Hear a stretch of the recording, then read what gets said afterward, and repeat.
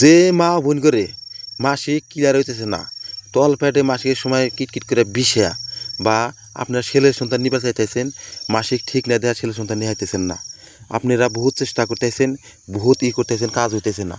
এই যে দেখবেন, এই যে বুই পল্লার ফল, তেলাকুচের ফল দেখবেন, এই যে সংরক্ষণ ঘরের পাশে কলা গাছে বাসবে দেখবেন এই গাছ ফল থাকে।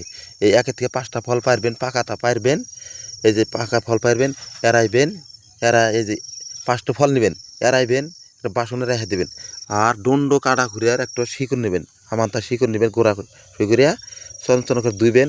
আর বড়ই গাছের একটা শিকড় নেবেন, এই যে ছোটো বড়ই গাছের শিকড় নেবেন, কইরা 3টা একখানে কইরা ধুইয়া রোদে শুকাই দিবেন।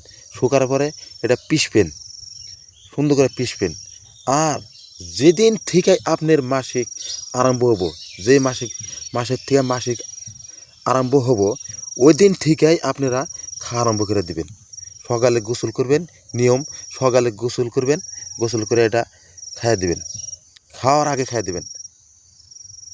দিবেন। একটানা যে কদিন তোমার মাসিক থাকে সেই কদিন খাইয়ে দেবেন, ইনশাল্লাহ দোয়া তলে পেটে বিষ হেরে দেবো।